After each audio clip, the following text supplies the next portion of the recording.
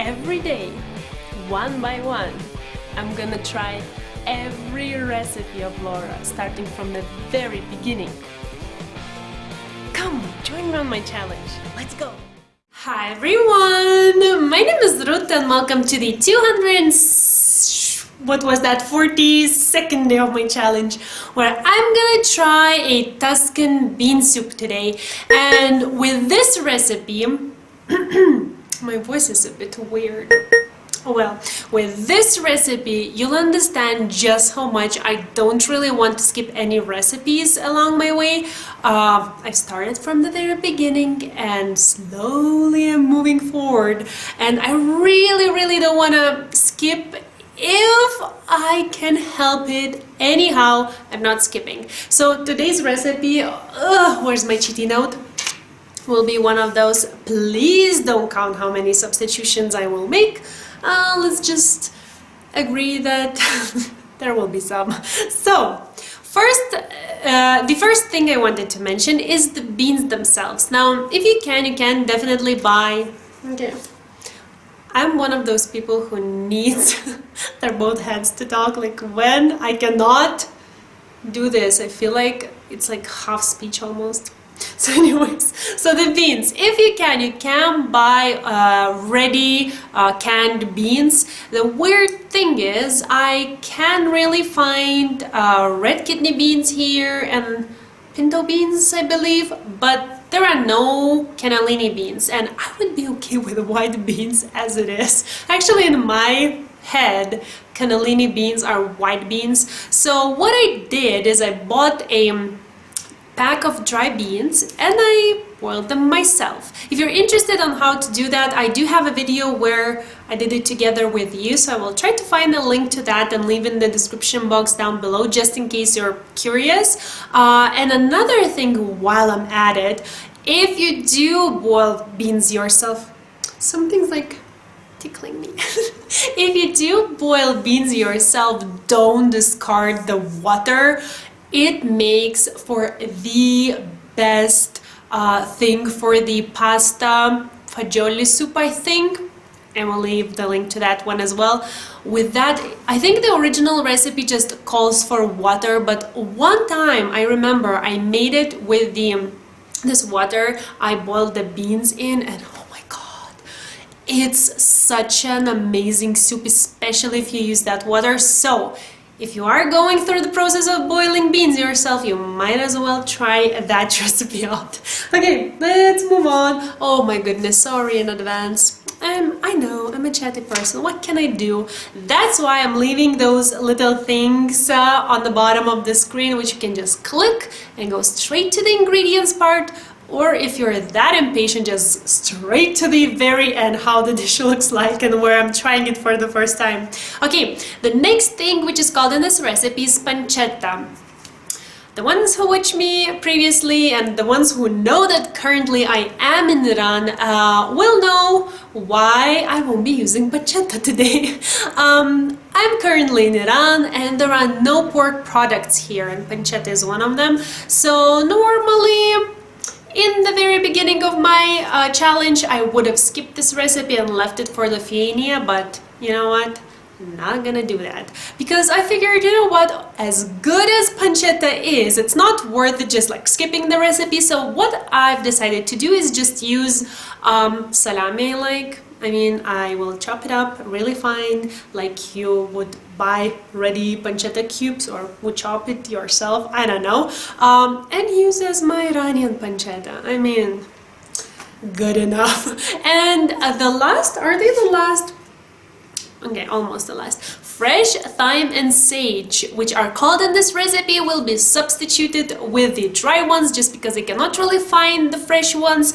And what do I want to tell else about them? I think I will leave additional info in the written recipe just because I know that there are people who might not be able to find these things as well. So all the conversions, how much of dry instead of fresh or vice versa you will find in the written recipe down below. And the very last thing is this recipe, this soup would be great, I'm guessing, with fresh baguette, which yours truly forgot to buy.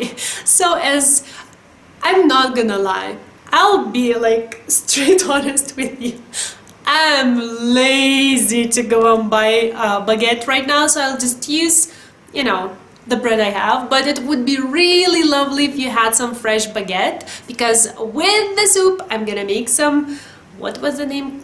Crostini, didn't look it up, alongside, so it will be really delicious. And that's everything. So now let's move on to the ingredients and let's get started. We're gonna need 800 grams of cannellini beans, 3.5 cups of chicken stock, 170 grams of pancetta, diced, 1 large onion, roughly chopped, 4 cloves of garlic, sliced, 6 leaves of sage, roughly chopped, 1 teaspoon of dry thyme leaves, 1 tablespoon of extra virgin olive oil, 2 tablespoons of heavy cream, and salt and pepper. And for the crostini, we're gonna need some fresh bread slices, extra virgin olive oil, and some freshly grated Parmesan.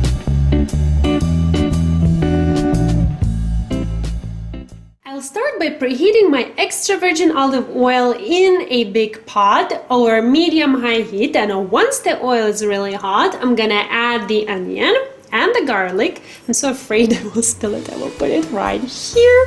I'm gonna season them with a little bit of salt and pepper and then cook for 7 minutes.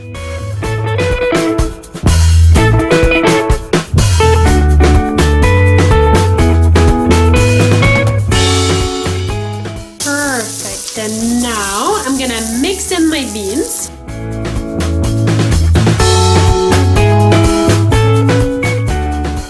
And if you're wondering, hey Ruta, what about that blackness on the bottom of the pan? Well, my friends, this is all the flavor. I mean, once I put in the chicken stock, I will be sure to kind of scrape the bottom of the pan to release all those flavors. It will be so good. At first, when Laura was saying it, I wasn't very sure, but trust me, try it with my own tongue. This is really great. Speaking of which, this is the time I will go grab my chicken stock, add it in together with the thyme leaves. Jesus, it's so hard to say. Thyme leaves. I'm gonna increase the heat to high. Possibly put the lid on just so that everything comes to a boil faster, and then I'll proceed.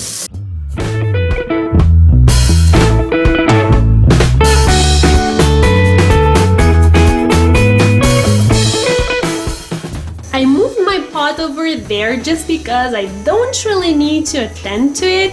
I mean, once it comes to a boil, I will remove the lid because it will have done its job of bringing everything to a boil quicker, and then let the soup cook for 10 minutes. So now I can actually here start with my pancetta. So I have a small non-stick pan, and as mine is not real pancetta, I'll add just a drizzle of olive oil, and I'm gonna crisp it up until it's okay, buttery butter, nice and crispy. Laura doesn't really say how many minutes you should do. I don't really know how long it will take, but again, this is not pancetta, so there's no much meaning in, well, sharing that, I guess.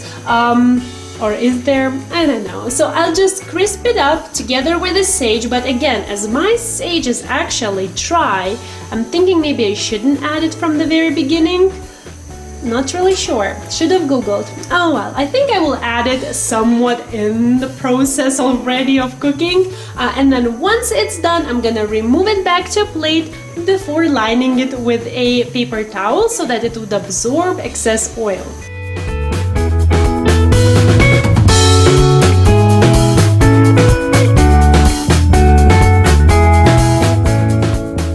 I moved the pot back here just because 10 minutes have passed and now it's time to kind of proceed. But before that, oh my god, this thing, if you have this thing, which I call splashing protection thingy, if you have one of those, keep it handy just because I remember watching Laura's original video, her pancetta was also doing the same, that is running for its life.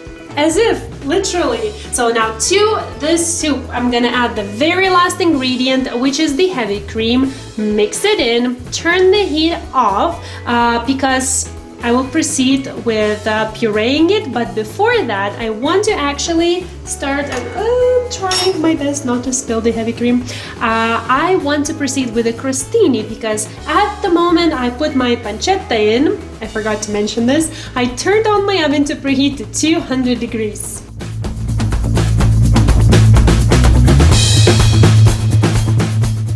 So as for the crostini, I think I'm gonna make it in this pizza pan just because I don't have a lot of bread and I kind of don't feel like taking out the whole big baking sheet for that. I'll just put this on top of that, you know, quick and easy. So I'm gonna add the bread here, drizzle it with a little bit of extra virgin olive oil from both sides and pop it into the, I wanted to say fridge, into the oven for 10 minutes.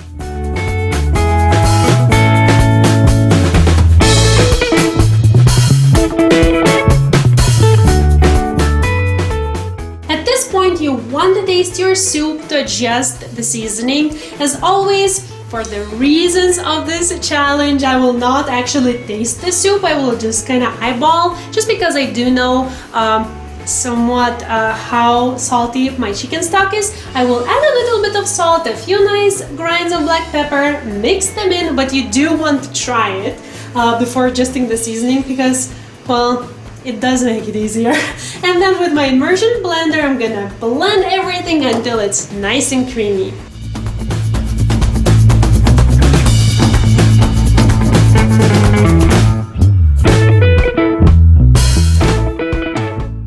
Okay, let me just kind of move things around. I really need to put this thing.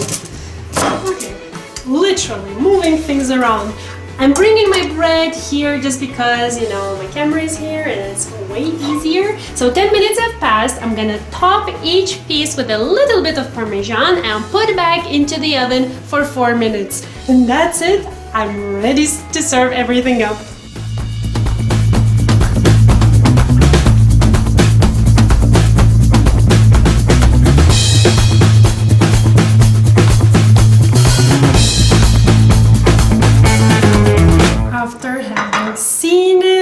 I have such high hopes for the crostini. Oh.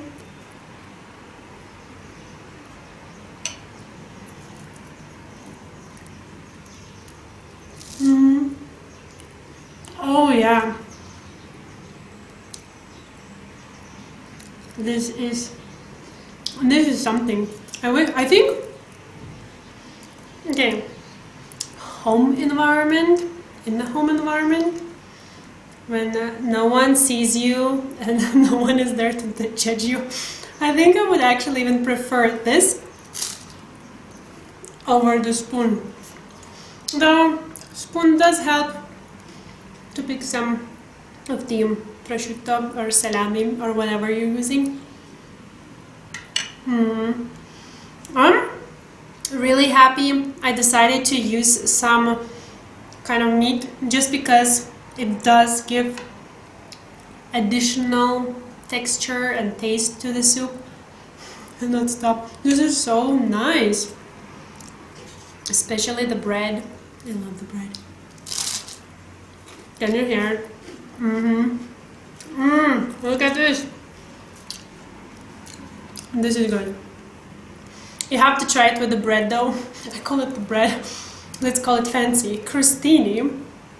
I think this will be one of my go-to now ways to serve some bread next to the soup. I love the way I kind of discovered like grilling some bread and then rubbing one side of it with some garlic. It makes any soup so much better. But this is another, well, not actually version, but like another way, another kind of bread that could go along with my soups. This is really nice. I feel it's thicker than Laura's, maybe because I feel like such a rude person eating and talking, but I mean, if you had this in front of you, I know you would be the same. So this soup is a little bit thicker than Laura's, I feel like. I could definitely thin it out just a little bit, but on the other hand, you can see the meat on top. It's so cool. Thick or thinner. Good. It's so quick. Okay. Turning a new page. Hello, my name is Ruta and I'm not a rude person. I will stop eating. I'm not really sure. Do you see that corner? Not really sure. I will hold it like this. This is a nice variation of a bean soup.